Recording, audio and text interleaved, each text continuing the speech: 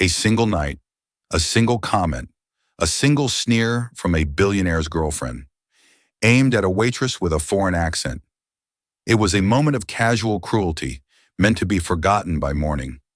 But what happens when the world you believe you own is built on a foundation of sand? What happens when the woman you dismiss as insignificant holds the key to your entire future? Because the next morning, in a boardroom where a multi-billion-dollar empire hangs in the balance, that same waitress walks in, and she's not there to serve coffee, she's there to buy the table. Stay tuned, because this is a story of how a quiet voice can become the loudest sound in the room. The air in Celestine was different. It wasn't just filtered or temperature controlled. It was rarefied, thinned by the sheer altitude of the wealth it contained. From her vantage point near the service station, Elara Vance had become a connoisseur of this atmosphere. She could tell the difference between old money, a quiet, confident hum, and new money, which crackled with a desperate electric need for validation. Tonight the crackle was deafening.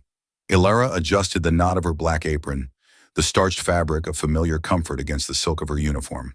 Her feet, encased in sensible, professionally cushioned black shoes, ached with a dull throb that had become a part of her daily existence. For the past 6 weeks she had been Ella, the new waitress from Poland, quiet, efficient, and largely invisible.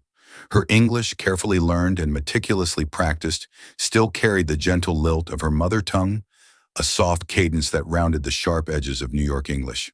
To some, it was charming. To others, it was a target. Her gaze swept across the dining room, a sea of white linen, gleaming silverware, and softly glowing crystal. She wasn't just looking, she was cataloging. The couple in the corner, celebrating an anniversary, their conversation a soft murmur of shared history. The trio of lawyers near the window, their voices sharp and predatory as they dissected a merger over seared scallops.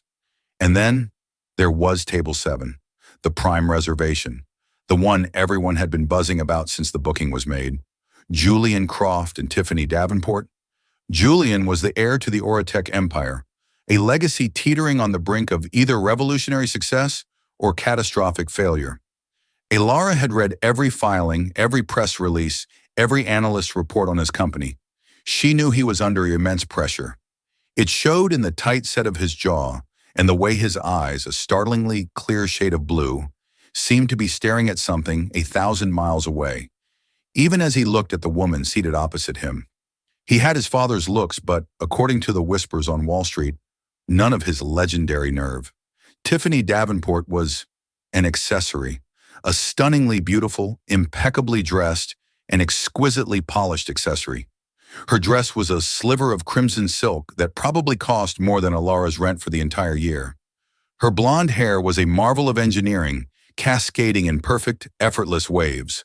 Her laughter, which she deployed frequently, was a high, tinkling sound that didn't quite reach her eyes. She was a performance artist, and her stage was Julian Croft's life. Elara approached their table, her water pitcher held steady. "Good evening. May I offer you some water to begin? We have still or sparkling." Julian looked up, his focus momentarily pulled back into the room. "Still is fine, thank you." His voice was tired. Tiffany, however, kept her gaze fixed on her diamond-encrusted phone. She waved a dismissive hand, adorned with rings that caught the light like trapped stars. "And get us a bottle of the '09 Lafite. The real one, not the second label you probably push on tourists." Elara gave a small polite nod. "Of course, madam, an excellent choice." She moved to pour Julian's water, her movements fluid and economical. As she leaned in, a wisp of her dark brown hair escaped its tight bun. She felt Tiffany's eyes on her, cold and analytical. "Where are you from?" Tiffany asked, her tone less a question and more an interrogation. Her phone was finally down on the table. Elara straightened up, pitcher in hand. "I am from Poland, madam." A slow, predatory smile spread across Tiffany's face. She glanced at Julian, seeking an audience. "Poland," she repeated, drawing the word out as if it tasted strange. "Oh, that explains it. I couldn't quite place that accent." She said the word accent as if it were a contagion. Julian shifted uncomfortably. "Tiffany, please." "What?" "I'm just making an observation," she said, her voice a little too loud. "It's just so thick. You must have to try so hard to make people understand you. Do they have you repeat orders all the time? It must be exhausting. The other tables were distant islands, but for Ilara, the world had shrunk to the few square feet of Persian rug beneath her feet. Every nerve ending prickled. This wasn't the first time. In her life, she had faced far worse than the petty cruelty of a bored socialite. She remembered the gnawing hunger of lean years in Warsaw, the cold sting of rejection from academic programs, the brutal sleepless nights spent building her first company from a drafty apartment that smelled of boiled cabbage and old paper. The memory was a cloak of armor. She kept her expression serene, a professional mask she had perfected. "I manage quite well, thank you," Alara replied, her voice even. "Is there anything else I can get for you before the wine?" Her composure seemed to infuriate Tiffany more than any argument could have. It was a denial of her power. "Actually, yes," Tiffany snapped, leaning forward. "Could you try saying a bottle of bubbling water for me? I just want to hear it. For fun." She giggled, a sharp, unpleasant sound. Julian's face flushed with embarrassment. "Tiffany, that's enough. Apologize to her." "Apologize? For what?" "I'm just curious about her adorable little accent," she insisted, her smile now a brittle, painted-on thing. Ilara met Tiffany's gaze. For a fraction of a second, the mask slipped. In her dark eyes, there was no fear, no shame. There was a flicker of something ancient and unyielding. It was the look of a person who had calculated 1,000 variables and had already arrived at the answer. It was a look of profound disappointment. She didn't give Tiffany the satisfaction of the performance. Instead, she turned her attention fully to Julian. Her voice was quiet, but it cut through the tension with the precision of a scalpel. "Sir, your company, Oratech, is currently trading at a 7-year low. Your Q3 earnings report missed projections by 12%, and your primary patent on the Helios neural interface is set to expire in 18 months, with no viable successor announced.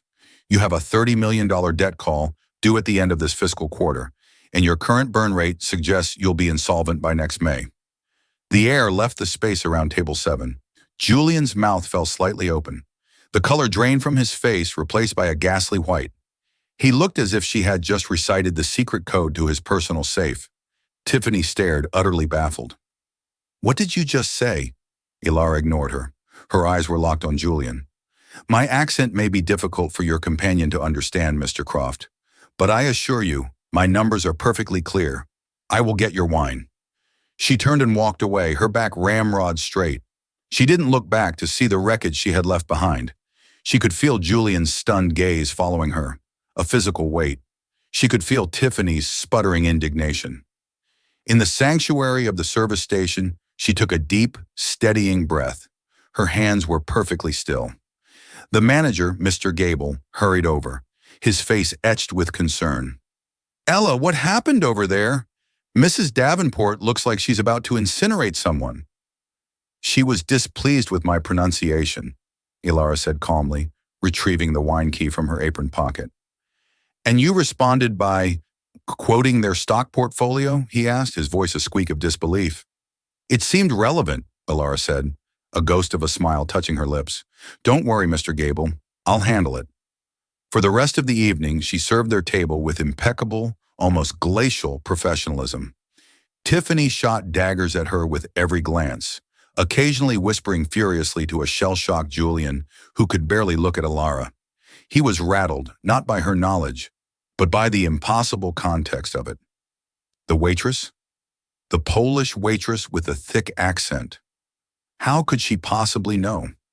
When they finally left, Tiffany made a point of leaving no tip, just a single penny placed pointedly in the center of the leather bill folder. It was the final, petty gesture of a battle she thought she had won. As Ilara cleared the table, she picked up the penny and held it in her palm. It was warm from Tiffany's touch. She looked at its copper gleam under the soft restaurant lights. It wasn't an insult. It was a confirmation of everything she needed to know about the culture surrounding Julian Croft. Later that night, long after her shift had ended, Ilara sat in her Spartan but clean apartment in a much less glamorous part of the city. Her laptop was open, the Oratech logo glowing on the screen. She initiated a secure video call. A man's face appeared, older, with kind eyes and a sharp suit. Arthur Finch, her lawyer and confidant for a decade. "So," Arthur said without preamble, "how was your final shift in the food service industry?" Ilara leaned back, finally allowing the tension of the day to leave her shoulders. "Enlightening. I met our CEO. And? And his girlfriend," she said. She recounted the evening's events in a calm, factual tone, detailing Tiffany's mockery and her own calculated response. Arthur listened patiently, a frown deepening on his forehead. "That's appalling. Are you sure you want to go through with this, Ilara? The man has questionable judgment, to say the least." "His judgment in his personal life is a symptom, not the disease," Ilara countered, her voice firm. "He allowed it to happen. He was weak, complacent. That's the culture that is letting Oratech die. He's so distracted by the noise that he can't see the structural rot. But the foundation his father built, that's still sound. The engineers are brilliant. The core technology is salvageable. It's not him I'm investing in, Arthur. It's the potential he's squandering." She looked down at the penny still sitting on her desk. "She thought she was leaving me a message about my worth," she said softly, "but she was really leaving me a message about his." "What's your final decision?" Arthur asked. Ilara looked back at the screen, her eyes clear and resolute. "We proceed. The meeting is at 9 a.m. Send the final wire transfer. And Arthur," she added, "have a car ready for me at 8. Something appropriate. I believe my waitress uniform is due for retirement." The 6 a.m. alarm was a predator, tearing Julian Craw from a restless, shallow sleep filled with cascading stock tickers and the ghost of a Polish accent. He slammed his hand down on the snooze button, the sound echoing in the cavernous, minimalist bedroom. The sprawling penthouse with its panoramic views of Central Park felt less like a home and more like an opulent prison. Every sleek designer surface seemed to mock him, a testament to a level of success he felt he hadn't earned and was about to lose. He swung his legs over the side of the bed, the cool marble floor a shock to his system. His head throbbed. The incident at Celestine replayed in his mind, a mortifying loop of Tiffany's cruelty and the waitress's impossible surgical response. How? How could a random waitress know the intimate details of his company's financial despair? It felt like a hallucination, a stress-induced fever dream. He glanced at the other side of the king-size bed. Tiffany was still asleep, a portrait of serene beauty, her blonde hair fanned out on the silk pillowcase. Looking at her, a knot of something cold and unfamiliar tightened in his gut. Last night, for the first time, he hadn't seen a beautiful, vibrant woman. He had seen a liability.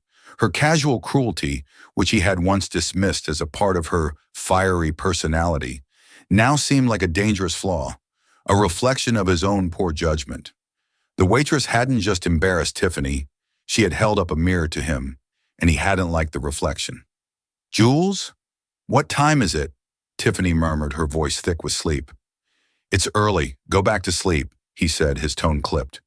He walked into the enormous bathroom and turned on the shower, the deluge of hot water doing little to wash away his anxiety. Today was everything. The 9 a.m. meeting was his last hope. An enigmatic investment group, EV Capital, had emerged from nowhere, expressing interest in a massive, controlling stake investment. They had been ruthlessly efficient, conducting their initial due diligence through a third-party firm with terrifying speed. No one at Oratech had met the principal. They were a ghost, a name on a term sheet, a potential savior or executioner. If EV Capital backed out, it was over. The debt call would be triggered. The board, already sharpening their knives, would oust him. The company his father had poured his life into building would be carved up and sold for parts. His father's legacy, his legacy, would be one of failure. The weight of it was a physical thing, pressing down on his chest, making it hard to breathe. After his shower, he stood in his walk-in closet, a room larger than most New York apartments. He chose his armor for the day, a dark navy Tom Ford suit, a crisp white shirt, a conservative silk tie. As he knotted the tie, his reflection stared back at him, a man playing the part of a CEO. Tiffany appeared in the doorway, wrapped in a silk robe. You're so tense, darling. It's just a meeting. It's not just a meeting, Tiff. It's the meeting, he said, his frustration leaking into his voice. The future of the entire company depends on the next 3 hours. Well, you'll be brilliant. You always are, she said with an airy confidence that showed she didn't grasp the stakes at all. Listen, I was thinking, after you close your big deal, we should go to St. Bart's for a week. We deserve it. Last night was so stressful. That horrible little waitress completely ruined the mood. Julian froze, his hand still on his tie. She ruined the mood? Or you did, by publicly humiliating someone just trying to do her job? Tiffany scoffed. Oh, don't be so dramatic. She was rude. And you heard what she said. How dare she speak to you like that? You should have had her fired on the spot. She quoted our quarterly earnings report, Tiffany. I'm more concerned with how she knew that than with her tone, he shot back. She probably read it somewhere. Who cares?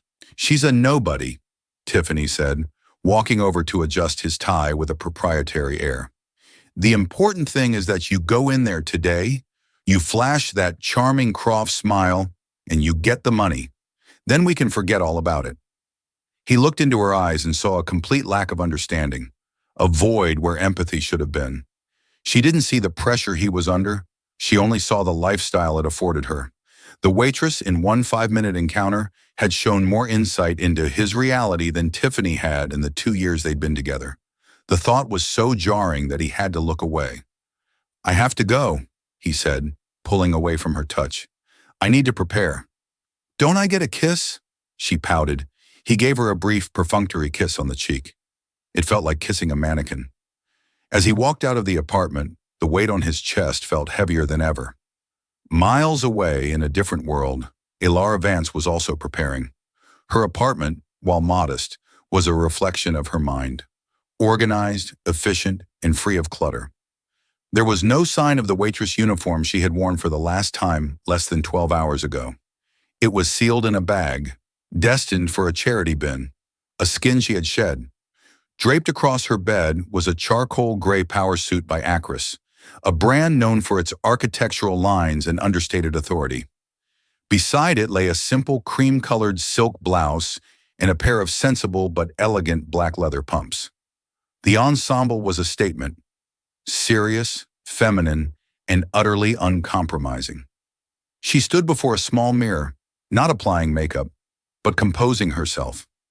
She did what she always did before a critical negotiation. She remembered.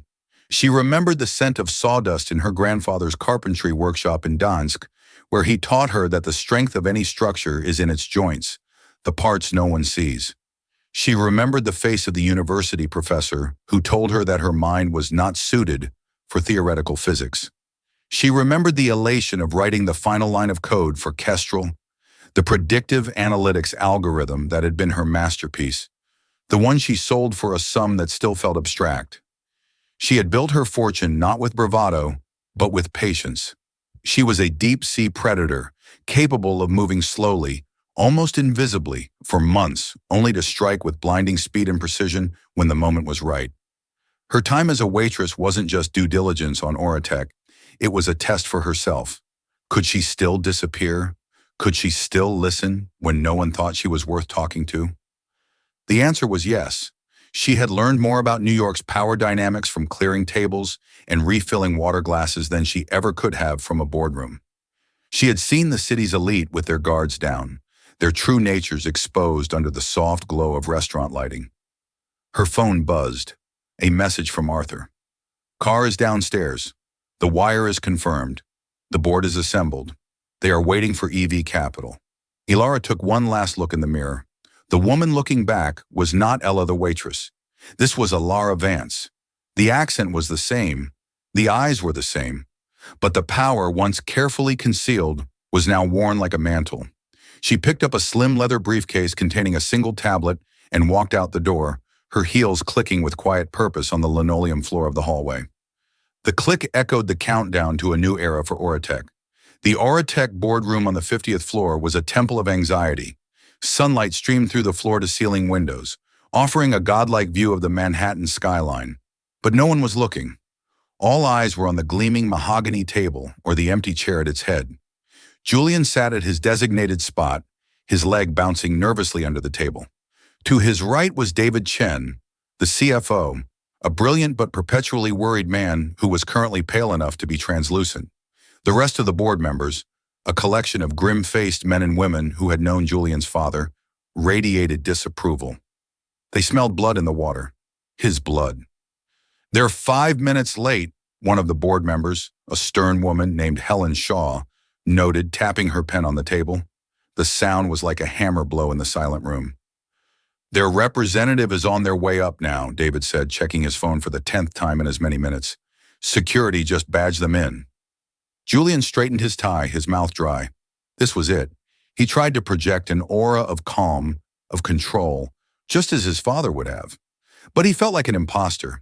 He was a boy in a king's robes, and they were about to be stripped from him. "Do we even have a name yet?" Helen asked, her voice sharp.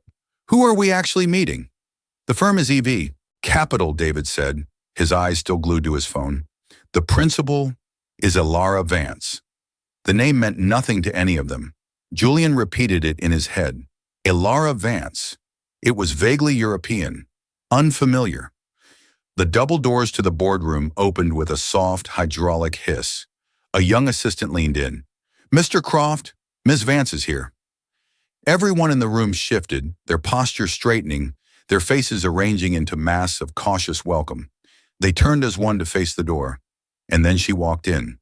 Time seemed to warp, to slow down and stretch like heated taffy. Julian's brain struggled to process the information his eyes were sending him. It was the waitress. She was not wearing a black apron. She was in a perfectly tailored charcoal suit that commanded respect. Her hair was not in a tight, sensible bun. It was styled in a sleek, professional chignon. Her face, free of the weary politeness of a service worker, was set in an expression of calm, intelligent authority. She carried a slim leather briefcase instead of a water pitcher. But it was her, the same dark, observant eyes, the same quiet confidence, the same woman whose accent his girlfriend had so viciously mocked less than 12 hours before. A wave of vertigo washed over Julian. He felt the blood drain from his face. He could hear a faint ringing in his ears. Around the table, the other board members saw only a poised, impressive-looking woman. They had no context for the cataclysm that was unfolding inside their CEO's mind. David Chen, who had been sent a photo ID just moments before, was the only other person who looked slightly stunned, but he recovered quickly, rising to his feet. "Ms. Vance," David said, his voice a little shaky. "Welcome to Aratech. I'm David Chen, CFO. This is our CEO, Julian Croft, and our board of directors." Ilara's gaze swept across the room, acknowledging each person with a slight nod. Then her eyes landed on Julian. They held no malice, no triumph, not even a flicker of recognition of their previous encounter. It was something far more terrifying. It was the cool, appraising look of a biologist studying a specimen under a microscope. She walked to the head of the table, the empty chair that was waiting for her. She placed her briefcase on the mahogany surface with a soft, definitive click. "Good morning, gentlemen, Miss Shaw," she said, her voice filling the silent room. The Polish accent was still there, a soft melody beneath the steel of her words. "I am Ilara Vance. Shall we begin?" The silence in the boardroom was a living entity. It was thick with the board's curiosity, David Chen's managed shock, and Julian Croft's spiraling disbelief. He felt as though the floor had given way, plunging him into a surreal nightmare. His mind kept trying to reconcile the two images. The woman in the waitress uniform, holding a tray, and this woman in the Accra suit, holding the future of his company in her hands. They were the same person. It was impossible. It was happening. Ilara didn't wait for the shock to subside. She had the momentum, and she intended to press her advantage. She connected her tablet to the room's main display, and the Aratech logo was immediately replaced by a clean, minimalist slide deck bearing the EV Capital insignia. "I will not waste your time with pleasantries," she began, her voice calm and measured. She paced slowly before the screen, a general addressing her troops. "My firm has conducted an exhaustive, multi-spectrum analysis of Aratech. The conclusion is twofold." She clicked to the next slide, which showed two columns. On the left, under the heading Assets, were bullet points. Helios Neural IP, patented manufacturing processes, Tier 1 engineering talent. On the right, under liabilities, the list was longer. Inefficient supply chain, bloated executive payroll, lack of R&D innovation pipeline, and at the very bottom, in stark red letters, leadership deficit. Julian flinched as if he'd been struck. Leadership deficit. It was a direct, brutal assessment of his tenure. Your assets are formidable, Alara continued, her accent lending a precise, deliberate weight to each word. The technology your father, Robert Croft, pioneered is generational. Your engineering team is, without question, one of the best in the world. But this company is a brilliant mind and a failing body. It is dying from 1,000 self-inflicted cuts. She moved through her presentation with surgical precision. She didn't just present problems, she deconstructed them. She knew their numbers better than they did. She pointed out redundancies in their German manufacturing plant that David Chen himself hadn't caught yet. She highlighted a specific clause in a supplier contract that was costing them 8% more than market rate. She even brought up a promising but underfunded internal R&D project, Project Nightingale, that Julian had barely remembered greenlighting. The board members were mesmerized. Their initial skepticism about this unknown investor was melting away, replaced by a dawning respect. This woman wasn't just bringing money, she had done her homework with a terrifying level of detail. They started to see her not as an outsider, but as someone who understood the company on a fundamental level. Julian could only watch, a spectator at his own execution. Every point she made was a validation of his deepest fears, a confirmation of his own inadequacy. He wasn't running his father's company, he was presiding over its slow, managed decay. And this woman, this waitress, had seen it all from the outside. The shame was a physical burn at the back of his neck. Which brings us to the terms of my investment, Alara said, arriving at her final slide. EV Capital is prepared to inject $250 million into Oratech. A collective, sharp intake of breath went around the room. The number was more than they had dared to hope for. It wasn't just a lifeline, it was a complete revitalization. This capital will be used to clear all outstanding debt, overhaul the supply chain, and triple the funding for the R&D division, with an immediate focus on Project Nightingale, she stated. Helen Shaw, the stern board member, finally spoke, a glimmer of a smile on her face. Ms. Vance, this is an incredibly generous offer. It is not an offer, Ms. Shaw, Alara corrected her gently. It is a conditional proposal. The money comes with requirements. The slide changed again. The new heading was Conditions. 1. 2 seats on the board for EV Capital representatives. This was standard. 2. Veto power over any new executive hires for 24 months. More aggressive, but understandable. 3.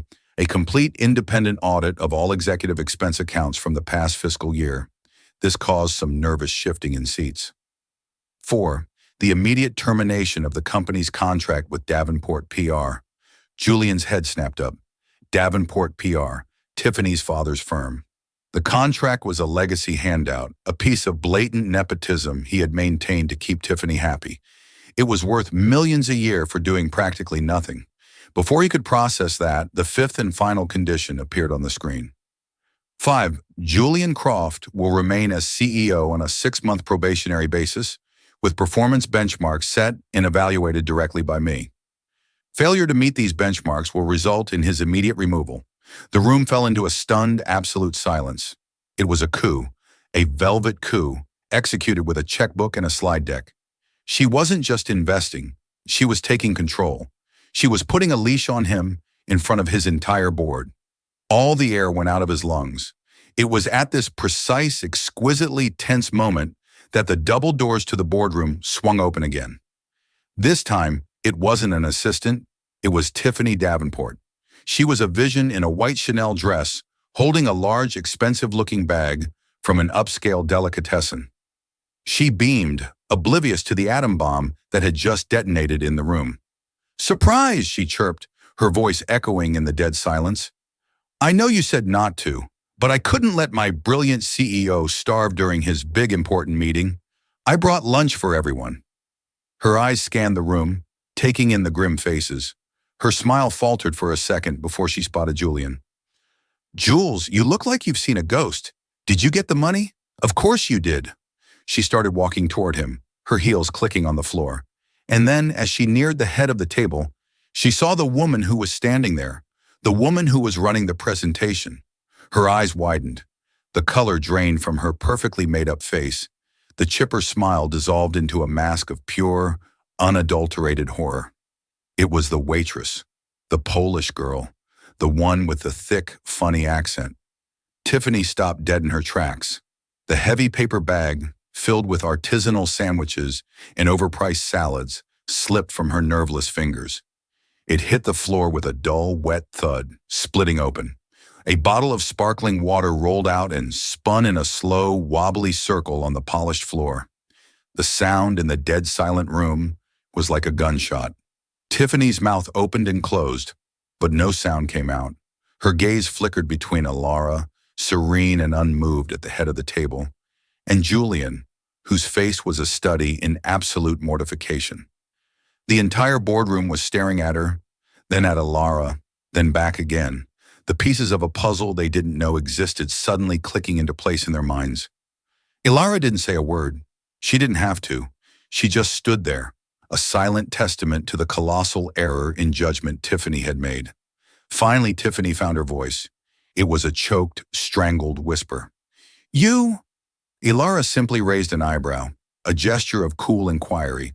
Desperately trying to regain control of a situation that had vaporized in her hands, Tiffany forced a laugh.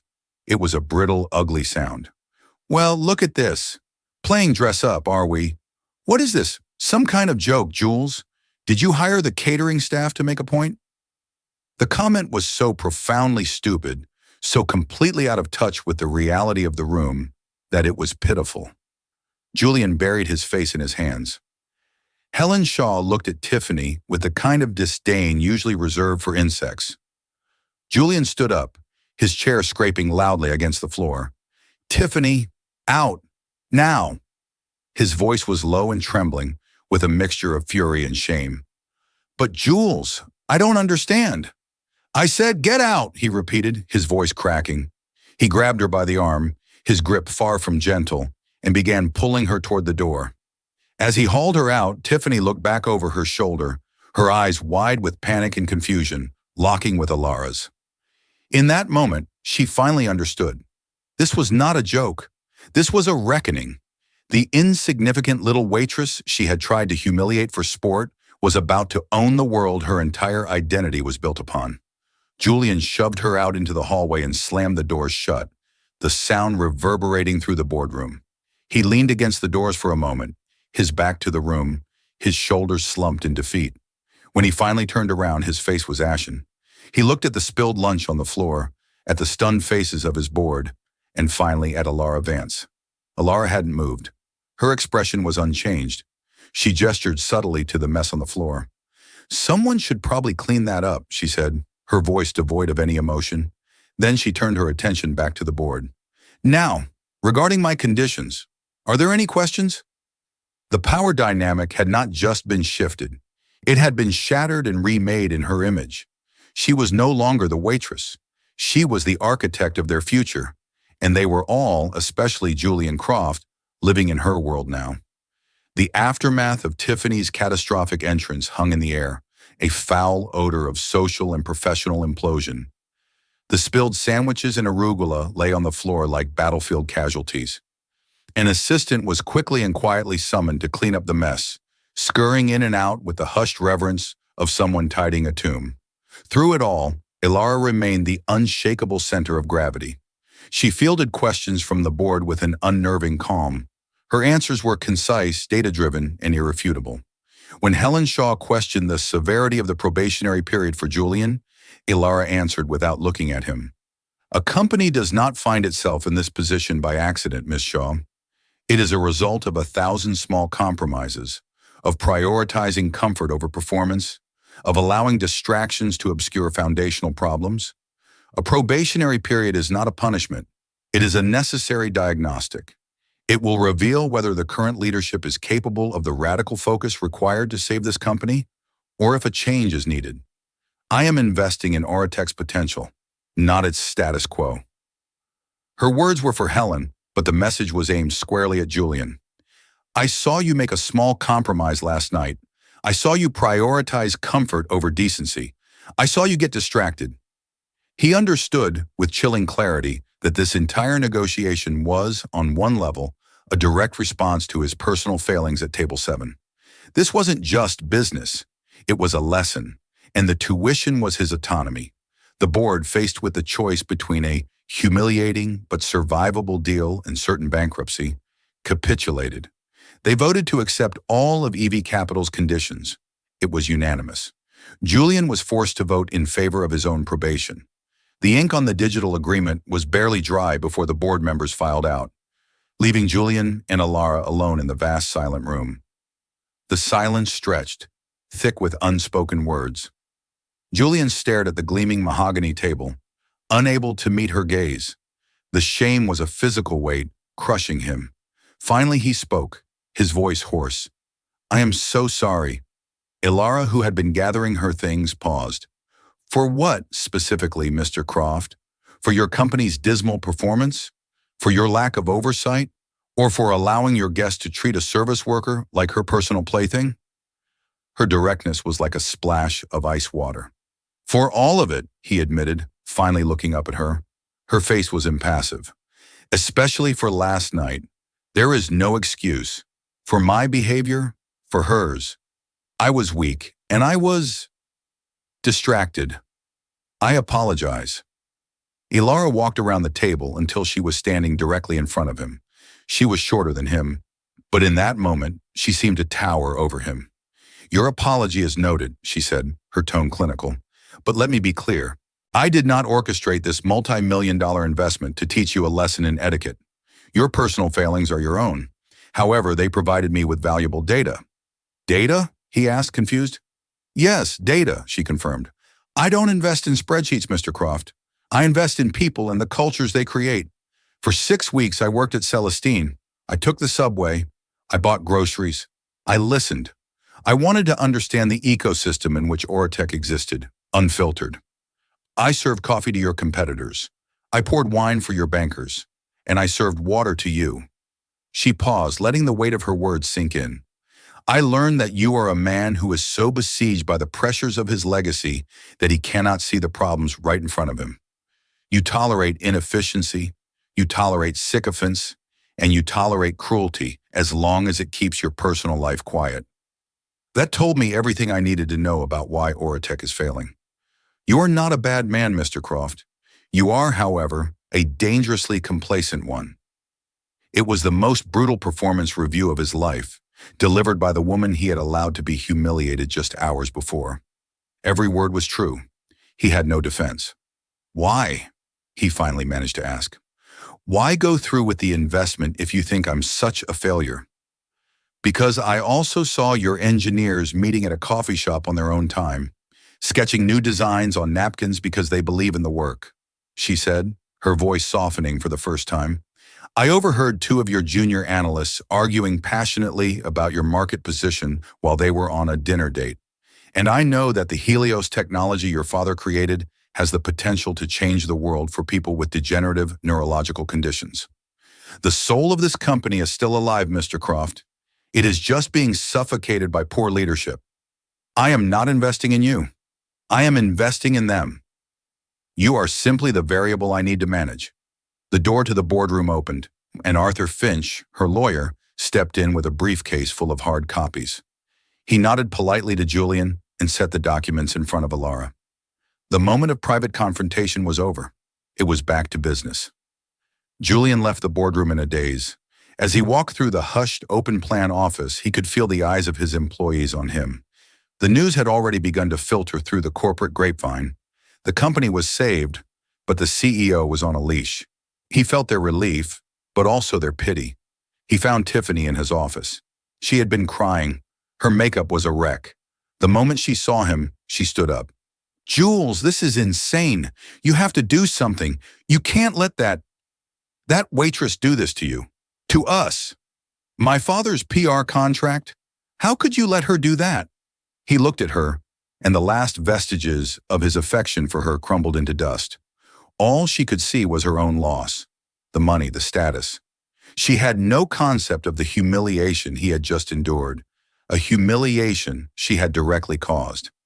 She's not a waitress, Tiffany. She's Alara Vance. She's the new majority investor in this company. But how? She stammered.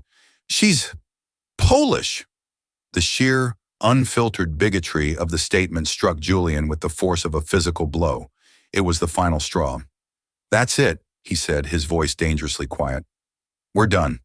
What? What do you mean? We're done, she shrieked, her voice rising in panic. You can't do this. Not after everything. Done, he repeated, his voice colder and harder than he had ever heard it. You are a cruel, shallow person, Tiffany. I knew it, and I tolerated it. That's on me. But I won't anymore. Your thoughtless cruelty last night cost me my company's autonomy and my own self-respect. You are the most expensive dinner I have ever had. He walked to his desk and buzzed security. Please escort Ms. Davenport from the building. Julian, no, she pleaded, tears now streaming freely down her face. Don't do this. I love you. He looked at her one last time, at the beautiful face contorted by panic, and he felt nothing but a profound, weary emptiness. No, you don't, he said softly. You love what I provide, and I'm no longer sure I can afford it. He watched as security guards politely but firmly led her away, her protests echoing down the hall. The door to his office clicked shut, and for the first time in years, Julian Croft was completely, terrifyingly, and blessedly alone. He sank into his chair, the view of the city spreading out before him, and understood that his real work, the work of rebuilding his company and himself, was just beginning. The lesson had been delivered. Now came the long, arduous process of paying for it. The 6 months that followed were the most grueling and transformative of Julian Croft's life. Alara Vance was not an absentee investor. She was a presence. She didn't take an office at Oratech, but her influence was everywhere. The 2 board seats she controlled were filled by herself and a fearsome, German-born efficiency expert named Klaus Richter, who descended upon the company's operations like a hawk. The executive payroll was trimmed. The fat, the legacy hires, the friends of the family, all were politely but firmly shown the door. The Davenport PR contract was terminated, replaced by a hungry young firm that delivered twice the results for a third of the cost. The audit of expense accounts led to 3 quiet resignations and a new, rigorously enforced company policy. The culture of complacency was being systematically dismantled, brick by painful brick. Julian, under the terms of his probation, was at the epicenter of it all. Alara's performance benchmarks were demanding and relentlessly focused on results, not optics. They had weekly video calls, clinical and direct meetings where he would report on his progress. In the beginning, he chafed under her authority, feeling like a subordinate in the company he was meant to lead. He made mistakes. He reverted to old habits. And each time, she would calmly but surgically point out his error, not with anger, but with the dispassionate logic that had become her trademark. You approved the marketing budget without seeing the final analytics from the European trial, Julian, she said during one call. That is a decision based on hope, not data. We are no longer in the hope business. Slowly, painfully, he began to change. Stripped of the sycophants and the social distractions embodied by Tiffany, he was forced to engage with his work on a level he never had before. He started spending less time in the executive suite and more time on the factory floor and in the R&D labs. He learned the names of his engineers. He listened to their frustrations and their brilliant, unpolished ideas. He discovered a passion for the work itself, for the intricate problems of technology and logistics that he never knew he had. He was his father's son, after all. The potential had always been there, buried under layers of insecurity and inherited privilege. Alara wasn't teaching him. She was creating the harsh environment in which he was forced to teach himself. His focus shifted entirely to Project Nightingale, the underfunded R&D initiative Alara had identified. It was a next-generation neural interface designed to help restore motor function to paralyzed patients. It was ambitious, expensive, and incredibly difficult. It was also the most meaningful work he had ever done. At the end of the 6 months, a week before his probationary period was set to expire, Julian called a full company town hall. He stood before his employees not as the heir, but as a leader who had been through the fire. He laid out the company's turnaround with brutal honesty, the painful cuts, the strategic shifts, and the new disciplined focus. Then he unveiled the first working prototype of the Nightingale interface. He played a video of a trial patient, a young woman who had been paralyzed from the waist down in a car accident, taking her first halting steps using the device. A collective gasp, followed by applause, filled the auditorium. Lara was there, standing at the back of the room, unannounced. She watched the presentation, her expression unreadable. She saw the genuine passion in Julian's eyes. She saw the pride on the faces of the engineers he personally credited. She saw a company that was no longer dying. It was being reborn. Later that day, she summoned him to the boardroom where it had all begun. "Your probation is over," she said without preamble. Julian stood a little taller. "And? The board has voted to retain you as CEO. The vote was unanimous, my vote included." A wave of relief so profound it almost buckled his knees washed over him. He had done it. He had earned his place. "Thank you, Lara." He used her first name for the first time. She gave a small nod. "You did the work, Julian. Do not thank me. Now the real work begins. Nightingale needs to move from prototype to production. The competition is not sleeping." "I know," he said, a new confidence in his voice. "I've already drafted a 5-year strategic plan. I'd like to walk you through it." As he began to speak, laying out a vision for the future that was ambitious but grounded in data and realism, Lara watched him. The man standing before her was not the same one she had met at Celestine.